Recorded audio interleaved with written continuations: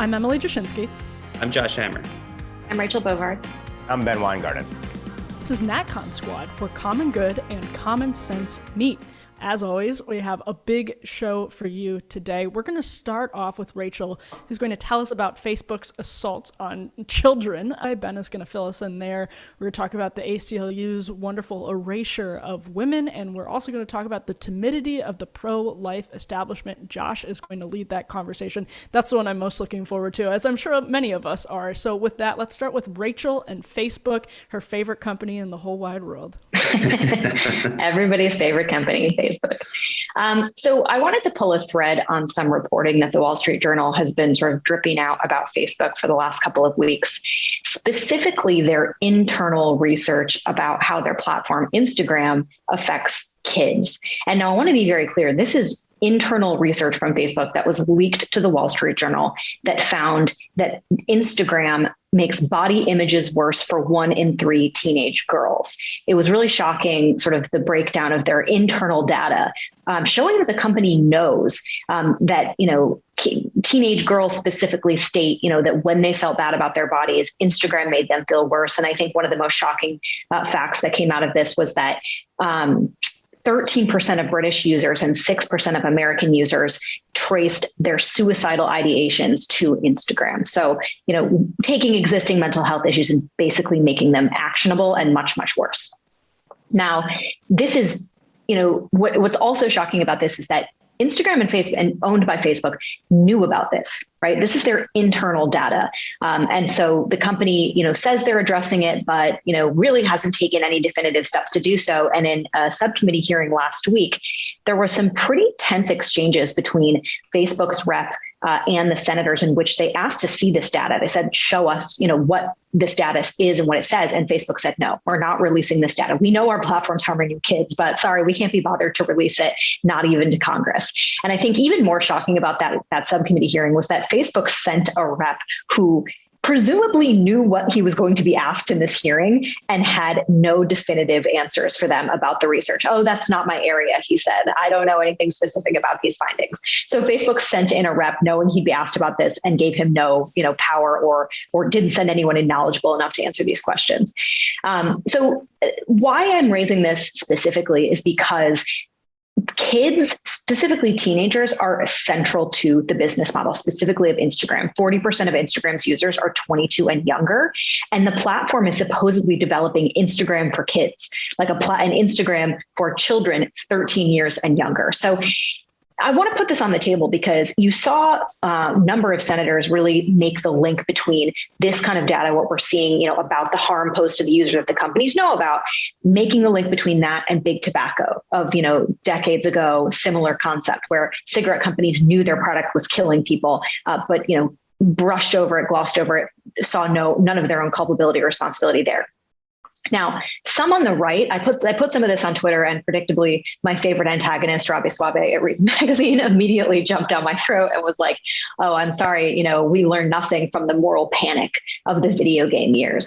So there, and there is a viewpoint on the right that all of this is hysteria, that this is just a moral panic, and that the parent should step in and do something here, but the risk the platform poses to children is minimal, and personal responsibility should play a role. So I want to put that out there about to get people's reactions about you think about the data itself, the internal documents. Should it necessitate a public policy response, or is this just a simple symptom of, modernity and parenting where the parent sort of has no idea what their kid's up to online? So I'm happy to take first stab at this one. So it seems to me that this is just more and more evidence, and we've seen a ton of this accumulate over the past few years. It's probably only going to continue to accumulate, that social media is effectively like the new big tobacco, right? I mean, big Facebook, big tech, big social media, big Instagram, whatever you want to call it, really has supplanted kind of the addicting drugs that hook on young users and try to retain them for life that we saw 20, 30 years ago. And look, we talk on the show all the time about how to kind of apply some like older legal and public policy concepts and newer paradigms, which they might not be a perfect fit here. But it does seem to me that at least some sort of precedent for this is already established. And obviously we had a very concerted, bipartisan, frankly, effort to take on kind of the big tobacco lobbyists in the late 1990s, early 2000s. There was obviously lots of mass litigation. I as a lawyer, I apologize for that. The first thing I think of, obviously, is mass litigation. But certainly we can't take these sort of kind of like mass class action ideas off the table for affected teenagers. Frankly, on a somewhat related concept, by the way, I actually think that might be kind of might be the long-term remedy for what's happening with the whole Abigail Schreier teenage girl transgender surgery as well. By the way, I think is probably a massive class action lawsuit but table that for the back burner for now here.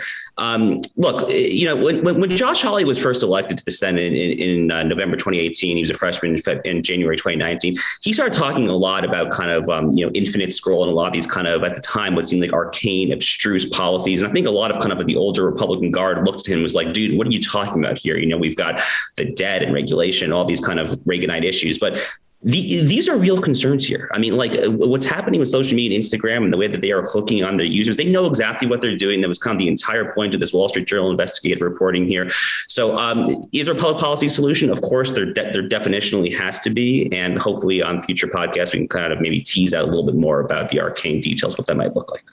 I think this also raises the really important issue of how these companies that purport to be a social good routinely don't care, right? Like they do not care if they're having a deleterious effect in mass on young girls. And that's not to say the magazines of yore, the sort of Tiger Beat magazines of yore, or whatever, Cosmo, didn't also have a negative effect on young women.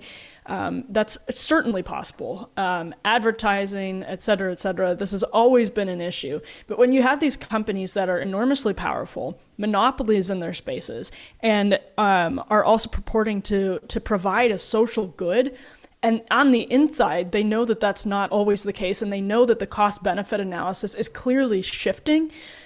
And they have to start taking this extremely seriously. Just as we're taping today, Facebook announced it would slow the rollout of Instagram Kids. So perhaps to some extent, the Wall Street Journal reporting, and maybe it was leaked, some of that stuff was leaked to stop that. We don't know. So Facebook is taking steps, but the cost-benefit analysis has clearly shifted from what Mark Zuckerberg always claimed it was in 2006 and 2007.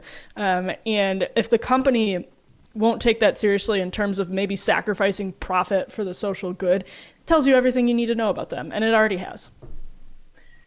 Yeah, so I think if we're going to stick with the big tobacco versus big tech analogy, I'd say in a lot of ways, big tech is worse in that not only do the platforms that we're talking about alter people's minds in terms of the dopamine rush alone and have the impact on, for example, being very short-term oriented, and then all of the knock-on serious mental health issues associated with kind of not just the rewiring of our brains using these devices, but then also, of course, the social pressures and impacts of it and the toxic natures of the platforms. But then the fact that a pack of cigarettes was not the world's greatest spying device, whereas, of course, all of these platforms are used to gobble up our most private, sensitive, detailed information, and in effect, gives the big tech companies more potential power and leverage over the lives of everyone than any government spy agency. So if we're going to roll with that kind of analogy, I think it's worth also even broadening the context of the harms of big tech. I do think, obviously, look, there have always been addictive platforms, games, avenues that have deleterious consequences on people. And it is up to human agency at the end of the day, and the responsibility of parents, of course, to police what their children are doing. In this case, though, you can make a case that there's a public health issue at play here, if nothing else. And public health is, of course, the domain of legislators to regulate, oversee. And of course, we use public health now to justify all manner of other infringements that are completely unjustifiable. But in this case, you actually have a justifiable, potentially, argument. So I think there are practical reasons or practical ways in which this can be addressed. Of course, the legal levers that Josh was speaking to. And I think it's good that we now have some concrete evidence as to just one of the many harms that these platforms present to the American public. I'd call it a public health emergency. I have called it a public health emergency. I really think it's on that level of severity. And to Rachel's point, some people can distract and try to make this an issue about monopolies or try to make this an issue about video games. But the addictiveness and the mental health consequences, I don't think is a panic or a moral panic at all. So well, and the scale. The scale of what we're talking about is so much bigger. Right. So with that, Ben, we're going to transition right on back to you. Yeah, so I'm going to transition now to talking about a recent revelation in U.S.-China relations, which was the Biden Justice Department, which of course claimed to be wholly independent of the Biden administration in this decision, announced a deferred prosecution agreement with Meng Wanzhou, who is the CFO and daughter of the founder of Huawei, the arguably number one telecommunications company in the world, seeking to control all of 5G global telecommunications infrastructure, not only the linchpin of China's plan to dominate in all manner of 21st century technologies, and of course, particularly those around the flow of information and networking, but also the perfect representative really of China's entire grand strategy to be the dominant world power. And Meng Wanzhou was detained in 2018 in Canada and was supposed to be extradited to the United States over charges which relate to a broader conspiracy involving Huawei, its ownership interest in an Iranian company called Skycom, which was selling, among other things, hardware that it appears was sanctioned hardware, U.S. hardware within Iran. The charges against Meng Wanzhou were essentially about lying about Huawei's business relationship with Skycom to a major multinational financial institution. The details of it, it's not really worth getting into the weeds of it, but essentially this was a major high-profile case of a very senior member of China's quote-unquote business community, a central player in their entire geopolitical grand strategy, being detained by Canada, essentially on behalf of the U.S., and she was supposed to be extradited to the U.S. Now, she ended up under house arrest during the pendency of the case in the Vancouver area. Not so bad, given likely the crimes that Huawei has committed. And ultimately, 9 days after she had been detained, 2 Canadian citizens were detained on trumped up charges in China. And over time, they themselves were subjected to what appear to be completely phony espionage charges. Under this deferred prosecution agreement, Meng Wanzhou was essentially forced to admit that, yes, to the best of her knowledge, essentially, she lied and misrepresented Huawei's business relationships with Skycom in Iran, but she gets to go home to China and she's not subjected to any other punishment. Basically, she just had to admit what she did. And now these 2 Canadian citizens have been freed and are on their way back to, if not already back, in Canada. So essentially what we had here was hostage taking on the part of the Chinese Communist Party, detaining these 2 Canadian citizens in retaliation for the detaining of Meng Wanzhou. And the Biden administration essentially caved here and let Meng Wanzhou off scot-free. Now, it's worth putting this in broader context here. First of all, Xi Jinping's regime asked of the Biden administration that Meng Wanzhou be released, among a whole slew of other asks. This was reported in July of this year.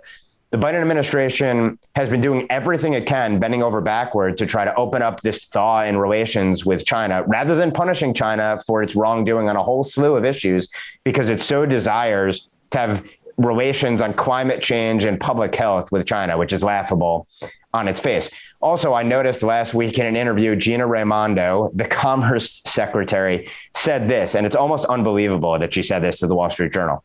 It's just an economic fact. I actually think robust commercial engagement will help to mitigate any potential tensions with China. She's talking about more economic engagement with China, the exact thing that China has used to execute its malign geopolitical strategy over the last several decades. And I think you can't separate that from the release of Meng Wanzhou back to China as a hero. Of course, it's been a huge propaganda coup for her.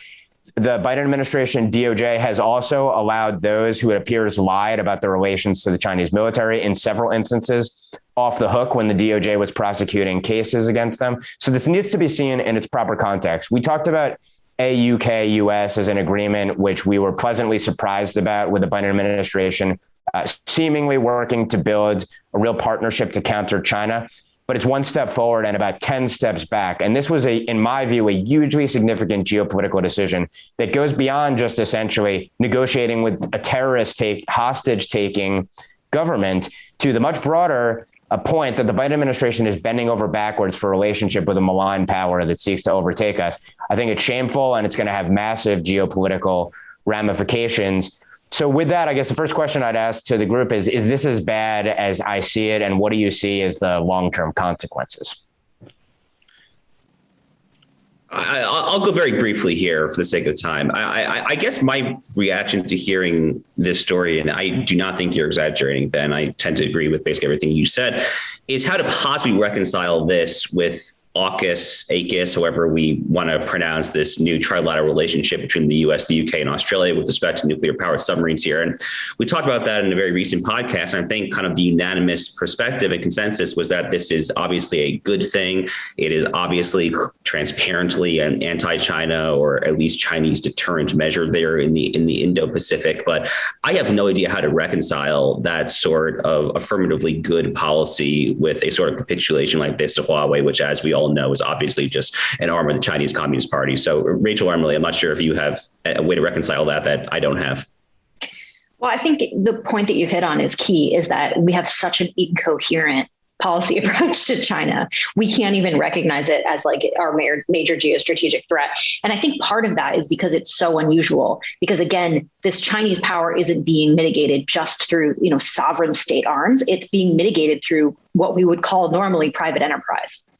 And I think we just haven't reconciled that, into our public policy. And I also think you have Joe Biden, who is turning out to be a huge failure on China. I mean, he just went in front of the UN and gave a speech in Dean that mentioned China, refuses to engage even on stuff like this that, Ben's pointing out, where you could the US could have a very strong and clear posture, can't even do that. So I don't know. I don't think anything with regard to China is going to be solved during the Biden administration. In fact, I think it's going to be worse. And I think this should be a major campaign issue for the next presidency, because this is I think personally, one of the most high stakes US policy fights that we just haven't figured out yet. Well, and I think the reason that our China policy is incoherent gets to the exact reason that it's not going to be solved during the Biden administration. And that's because China is economically so important to the entire country and is particularly entangled with the interests of our elite class. And that is not just a conspiratorial finance thing. That's actually just their opinions towards the Chinese elite have been softened by their interactions with them.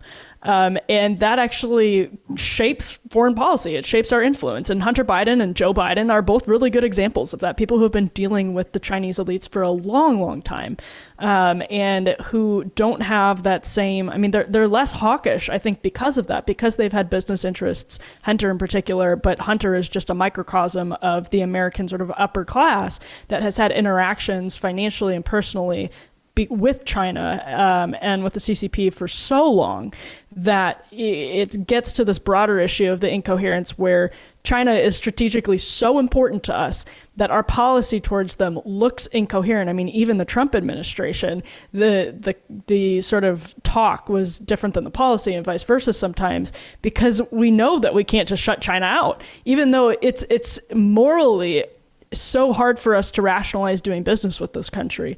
Just shutting them out doesn't work either, because we've been so entangled with them for so long. And of course that has disproportionately benefited certain people, but rethinking it, I don't think is going to happen seriously under the Biden administration on the left. And the hope is that it happens on the right. And does anyone have closing thoughts on this, Ben? Just really quickly, I think that the Biden administration, we haven't seen it yet cave on tariffs, but that's because it knows that it is to some extent boxed by public opinion in this country, which is, broadly speaking, far more hawkish towards China than Joe Biden certainly is, and many of the people in the administration are. But I do think you ultimately will see a cave. And to the point about the elites, I think our elites essentially, and it becomes a self-fulfilling prophecy, do believe China is going to overtake us ultimately. And essentially, they want to have a power sharing agreement with China. And so they constantly sue for peace with respect to the CCP, because ultimately it's about their own self-interest. But it's short-sighted and foolish ultimately. No, that's a good point. Just sort of how they hedge their bets, or they are hedging their bets. So speaking of the decay of the left, this is a great segue into our third topic, which is the American Civil Liberties Union put out a tweet last week that got a lot of attention. And I think we usually rightfully steer away from Twitter controversies on this show. But this particular one is very much worth talking about because it is so very emblematic of a deep problem with our educated class, our ruling class. So here's the tweet from the ACLU.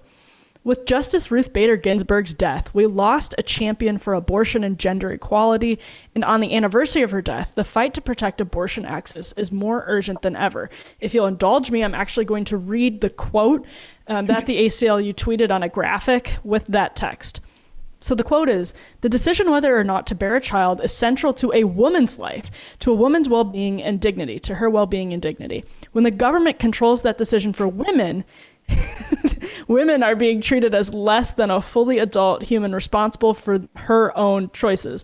The ACLU took all sex-based language out of that quote from Ruth Bader Ginsburg and changed it to gender-neutral pronouns. Over and over again, anytime that quote from Ruth Bader Ginsburg said woman or her, it was changed to they and their. The proper framing for this is not look at, how dumb the left is. The proper framing is that they are erasing women. This is the erasure of women. And if you care about women, if you care about women's interests, as Ruth Bader Ginsburg did, unless they were unborn, of course, and that's what this quote is getting at, if you care about women's interests, you have to acknowledge sexual differences. And to erase sexual differences is to hurt women. And of course, it is to also hurt men, because we're in this together. But this is particularly harmful to women. And to see it from the ACLU, an institution that took up the dirty but important work of defending bigots for decades. And I'm sure all of us were raised in an era where that work was celebrated because it was fundamentally American, that the most disgusting people in our society had a right to air their disgusting beliefs, just as those disgusting beliefs may erase women. That bigotry is now being imposed on us from the top down. This is now coming from, this bigotry is coming from an institution like the ACLU. This is anti-women language.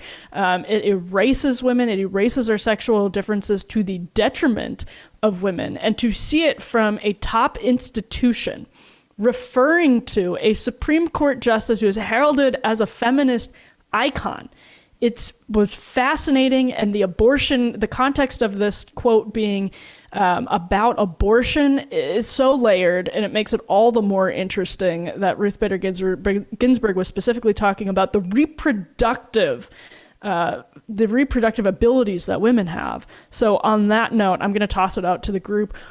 Is this silly Twitter clickbait, or is this something of deep, deep importance?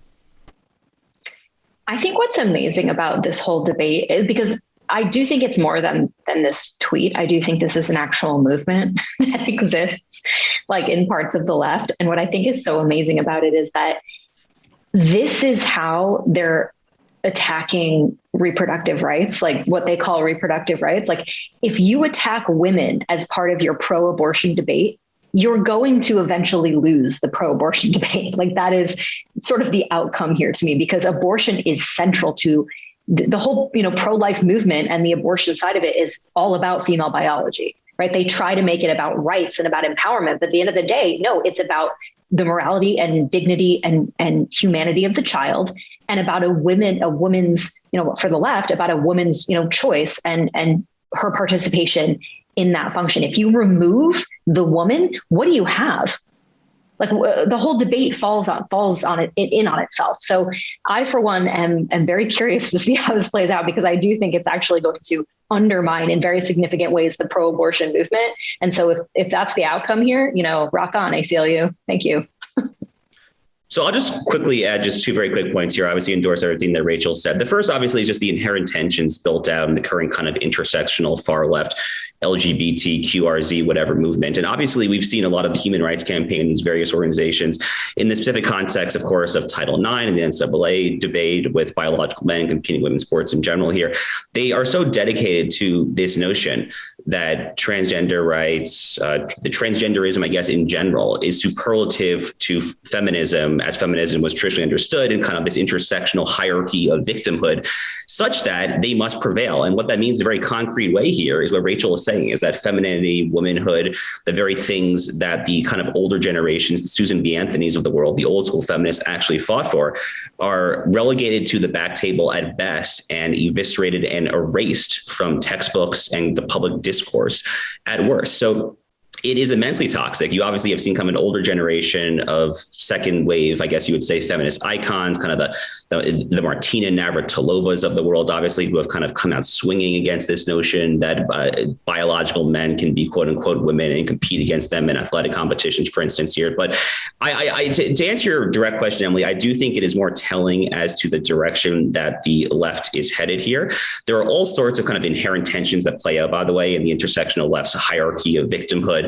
I mean, I think I pointed out in this podcast before, but there was this infamous tweet that Linda Sarsour had a few years ago. I have no idea if it's still up or not. She blocked me probably 4 or 5 years ago, but she had some tweet praising Sharia law's policies with respect to like credit, like taking out credit from a bank here. I mean, this is the woman who organized like the Women's March, like your feminist icon, Women's March leader is praising Sharia law. So the entire intersectional left's coalition is built on tensions, and we're obviously seeing it play out here. It's not going to slow down anytime soon, though. Yeah, and I think Sarsour also attacked Ayaan Hirsi Ali in like one of the most disgusting ways possible as well. So just further points to the issue here. Really briefly, I'd say, yeah, the notion that the American Civil Liberties Union is talking about disappearing one sex off the face of the earth, I think speaks for itself to the fact that it is now the anti-Civil Liberties Union. And this plays itself out in so many different respects. I mean, the context is sort of that the ACLU itself used to defend the speech of Nazis, and now they believe in essentially pursuing with full vigor conservatives who they cast as Nazis and trying to destroy them, cancel them, smear them, target them. I think that they have followed essentially the institutional left down the path of essentially getting rid of all pretense of neutrality or objectivity, devotion to principles, and it's purely a political entity at this point. The decline and fall of the ACLU has been pretty well documented in recent years. It's a political animal now. And of course, that's detrimental to the cause of civil liberties in this country, which the left don't seem to care about anymore. They seem to care about power and winning. But on the other hand, I do think the upside is it's being exposed to the world that they do not care about protecting the people for whom they care to protect, and that includes half of the people in the world. Now, all that aside, one thing that I think is worth stating here, and I think it probably works as a good segue into the next segment, is it's important to remember what Ruth Bader Ginsburg herself has said about abortion. And I always go back to this 2009 interview, and I believe it was in the New York Times Magazine, where there's a question posed to her about Medicaid funding for abortion. And the direct quote from her is, "Frankly, I had thought that at the time Roe was decided, there was concern about population growth, and particularly growth in populations that we don't want to have too many of."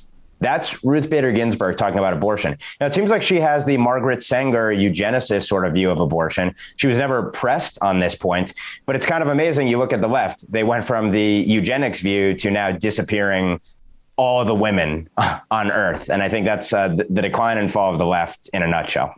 Yeah, and I'll just quickly add before transitioning to Josh, that was a perfect segue. The reason that this is more than a Twitter controversy, in my opinion, is because this is the mindset that is governing one of the key institutions in the country that is supposed to defend free expression. And they can't even see the free expression of a former Supreme Court justice for talking about biological sex differences without changing it. So I think that's why the sort of ultimate immediate relevance and consequence of this. And on that note, Josh, tell us about the timidity of the pro-life establishment.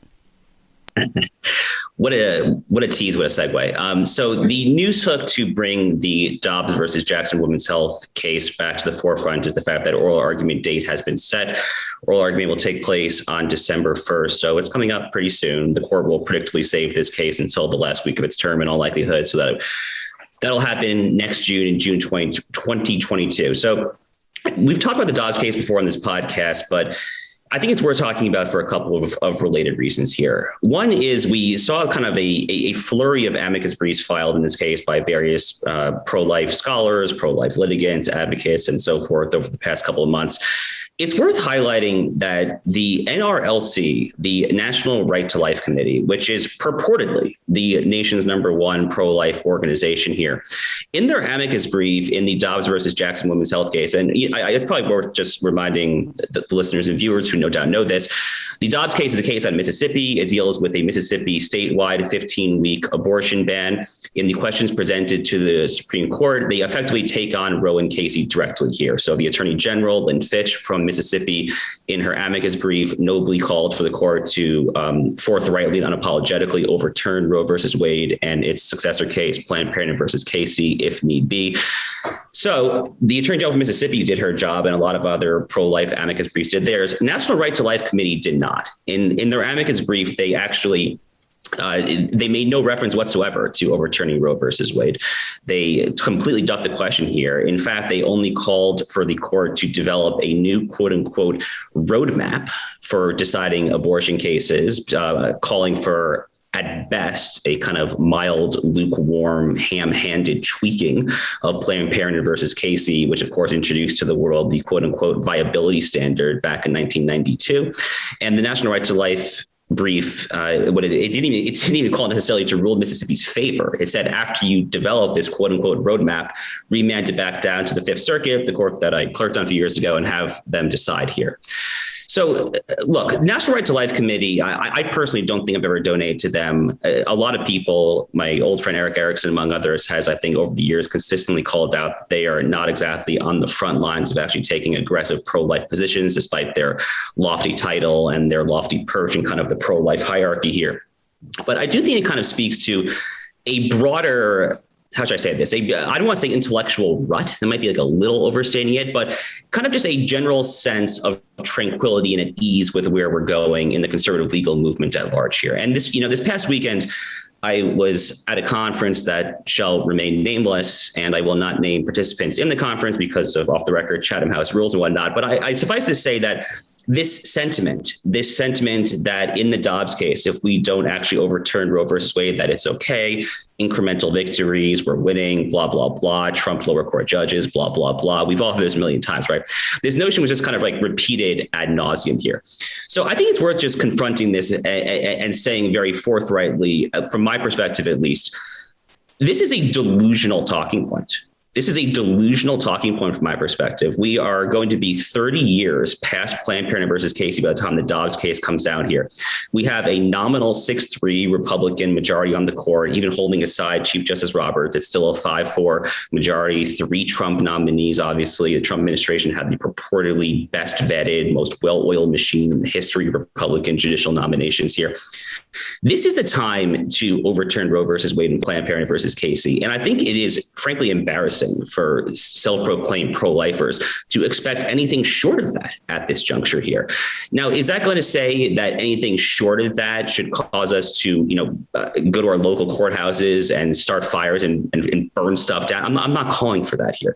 But as far as kind of goalpost shifting and saying in advance what we in the pro-life community should expect from the Dobbs case here, it is inexcusable for us to, at this point in the history of the conservative legal movement, 40 years after the founding of the Federal Society, with numerous kind of Federal Society approved judges on the Supreme Court, the Trump administration has 3 nominees up there. It is inexcusable, I think, for pro-lifers in the conservative community to expect anything other than the full-fledged overturning of Roe and Casey. And I think it's frankly embarrassing to see a lot of kind of pro-life organizations and some self-proclaimed pro-life advocates who are trying to tamper down expectations so much so to kind of dumb us into tranquility and passivity at the status quo. So I don't know, maybe I'm overstating it, guys, but I don't think I am, to be honest with you.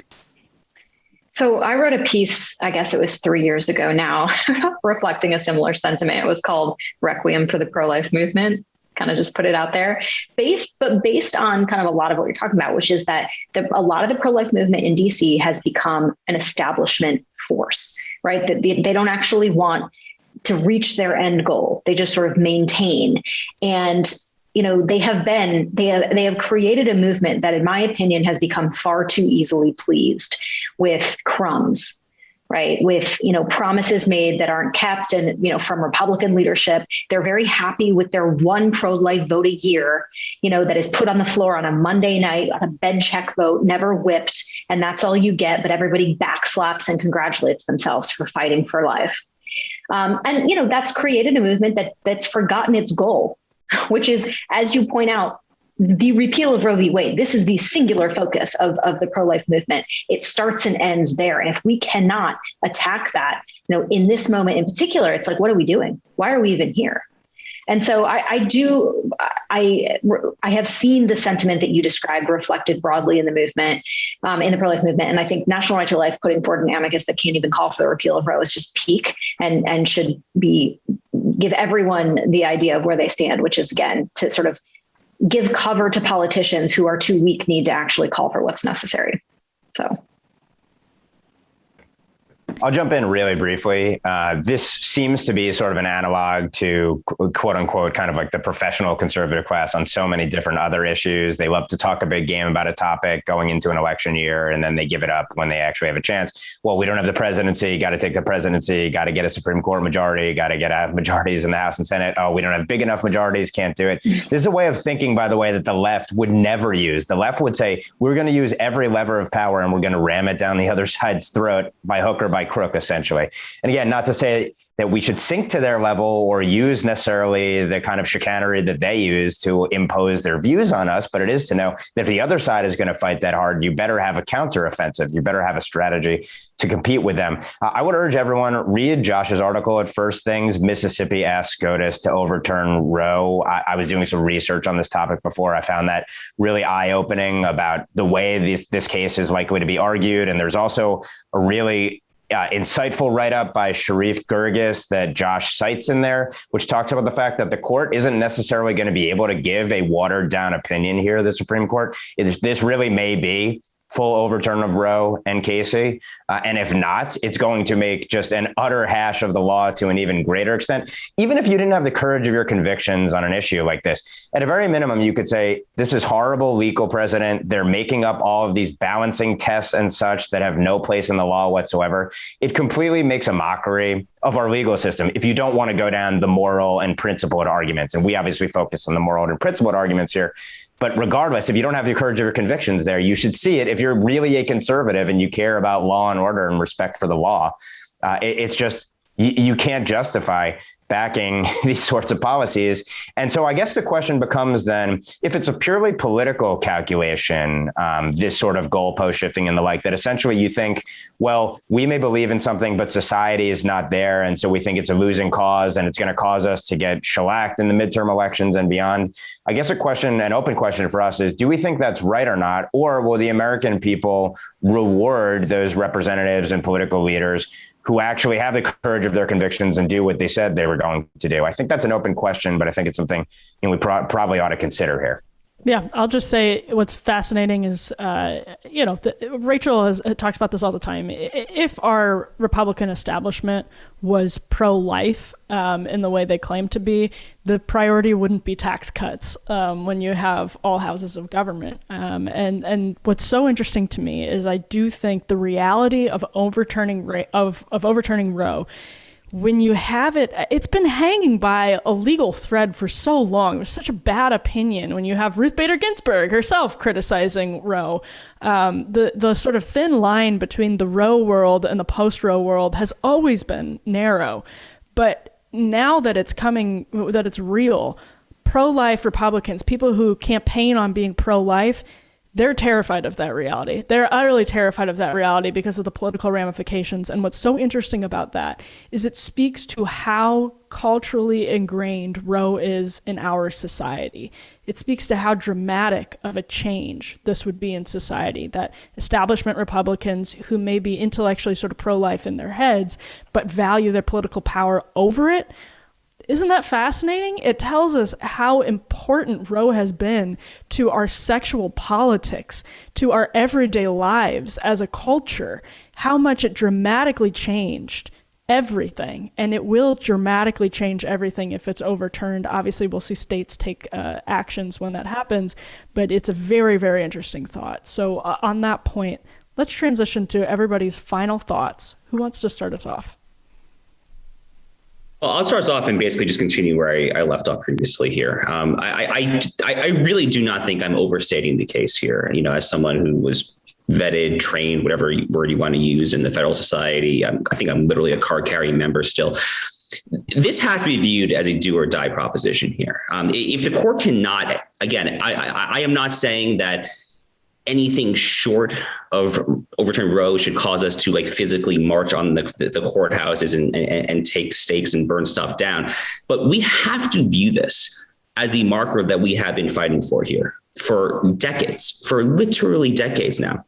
And it is just so indefensible to, at this late hour, after all the purported successes of the judicial nominations apparatus, after all kind of the chanting since 1992 of no more suitors, right? I mean, does anyone even say no more suitors anymore? Do we care about not getting any more David suitors? I mean, allegedly we do, right? That's allegedly how we got Justices Gorsuch, Kavanaugh, and Barrett here. But if we actually believe that, and again, if we view the pro-life cause as something other than a pure fundraising gimmick, if Republicans, if conservatives, if activists actually believe that the unborn child from conception is an innocent human being and anything less than full protection under the rule of law is an abominable undermining of the most sacrosanct of human rights principles here, then we simply have to expect, not just hope for, but at this late hour, expect the court to overturn Roe versus Wade and Planned Parenthood versus Casey. And obviously anything short of that just kind of gets to the ultimate kind of ironies, not just of the conservative legal movement, but kind of just the modern conservative movement in general, of course, here, which is what have we actually achieved? What have we actually been able to conserve in kind of a true kind of Burkean sense of the term conservation here? That's obviously a recurring theme of this podcast on a weekly basis. And where I think a lot of us are quite critical of our failure of actually achieving conservative victories here. But this case, this Dobbs case at Mississippi, this is about as high profile an example as it gets. It really is a do or die movement for, I think, the conservative legal movement and frankly, the conservative movement in general. I'll just say, I think we've too often thought that conserving our cultural freedoms was a consequence of conserving our economic freedoms. And that sort of formula has to be reversed, because I think the conservative movement that talked so much about, big government and more freedom, which is totally accurate, it often meant that in a sense that we needed more government, or we needed less government in our sort of economic life and less regulation, et cetera, et cetera. But instead of paying so much attention to regulation, there should have been, to sort of fiscal regulation, there should have been so much more attention paid to what was happening in our government schools. The way that, putting more and more children through a public school system that is was rotting our culture and our country. And that formula needs to be reversed. We're testing whether, I think the sort of conservative intellectual establishment is all on board with that, but we're testing whether that's going to trickle down to the Republican establishment and to the Republican Party more broadly right now. Well, I think these are the threshold questions that have to be asked, because I think so often, Emily is right. This real priority toward economic freedom and, corporate freedom has been the banner under which we've placed a lot of head pats for culture, right? Oh yeah, but we're also pro-life, and yeah, we also support, traditional marriage or, whatever, or, hardcore immigration, hawk positions and all these kind of things, but they've never actually been the priority. And I think when you have cases like this, it starts to unmask, the veneer begins to crumble. And I'm really curious, if there's going to be a movement to show how brittle and I think frail our Republican establishment has become on issues that I do think the Republican base cares about. And that's why, I frequently come back to this idea that, we actually do need to vote on these questions. Right. People are able to hide from them when it's just rhetoric, when it's one vote a year, when it's did you sign on to this amicus brief? Right. But the actual duty and showing up and voting, nothing clarifies the mind like voting. And it also gives voters information. And so I do think if we really do want to see more action on these issues, it can't just be, here at the court. It has to be in the Congress. It has to be forcing people to take these positions, because I think it's becoming more and more clear that so many of the cultural issues have simply devolved into ones of rhetoric rather than actual outcomes, which I think is really distressing to a lot of people. Also, I mean, just at a basic level, the government loses legitimacy and we lose our sovereignty as a people the further and further removed these decisions are from our representatives. Even if you can draw a line from representatives to federal judges and the judges on the highest court of the land, nevertheless, I mean, these are manifestly questions of public interest that demand that our legislators represent us one way or the other on it and be on record and be held accountable for it one way or the other as well. I did have one comment on, Josh talking about, we shouldn't, it's not like we're going to storm, the local courthouses and burn down cities and such. But on the other side of the aisle on major questions, I think that judges do fear that they themselves will be threatened with bodily harm, that citizens will, that cities will blow up the day after. And that speaks to the end of a real civil society here, but also, again, the fact that the political calculus here is that one side literally would plan on inflicting pain in a situation like this. And our side obviously wouldn't do anything like that. And it speaks to this it's sort of an asymmetric sort of scenario where we find ourselves. And part of our job as conservatives, as national conservatives, is to figure out what you do in a paradigm like that, how you win and counter another side that is willing to essentially engage in unrestricted warfare on every single level to impose their ideology. All those big questions aside, I'll end with one positive point on an entirely different note. We were talking before about kind of the inconsistencies, the contradictions on the left. And recently I've seen kind of a cleavage open up on the left that I think is really interesting, which is in New York, for example, where arguably the most draconian vaccine mandates have been put in place in terms of if you want to go to a restaurant, you have to show your papers and the like. A very popular restaurant on the Upper West Side of Manhattan, Carmine's. There was a skirmish between a waitress there, or a hostess rather, and several patrons. Several of these patrons were Black individuals who apparently didn't have their vaccine papers on hand. There was a skirmish at Carmine's, and ultimately it ended with the local Black Lives Matters chapter going and protesting in front and talking about the fact that essentially these vaccine mandates are being used to try to criminalize Black people, discriminate against Black people. If you look at the vaccination rates in New York, Blacks are vaccinated at a lower percentage of the population than whites or Latinos. And I think this opens up a very interesting split here, which for the left, which works in this sort of paradigm of equity in the woke ideology or disparate impact, where you judge a policy on the basis of whether it proves discriminatory. The outcome is discriminatory, hampers Black people in this case. There's a question of, are COVID vaccine mandates themselves racist, or is disparate impact not a signal of racism? And if so, the whole equity and disparate impact framework collapses on itself. So I think this is a question that has to really be pressed in so many instances. And it's not just New York. It's really a nationwide thing, even though the perception is, well, it's the MAGA vaccine hesitant holdouts that are holding this country hostage. Well, this is a serious case of here's disparate impact. Here's inequity that's being created by a law with Black people, in effect, being discriminated against. So again, are COVID vaccine mandates racist, or is disparate impact not a signal of racism? And if so, that destroys the left in a lot of respects. So I think this is an issue that we ought to press going forward. It's not unlike the ACLU issue. There's an incoherence of the contemporary left that speaks to the incoherence of an intellectual incoherence of a generation. And we talk about that often. This episode, I think, turned out to be a very heavy one and in a very good way. So thank you, everybody. On behalf of Ben, Rachel, and Josh, thanks so much for tuning in. I'm Emily Jashinsky, and we will see you at the next NatCon Squad.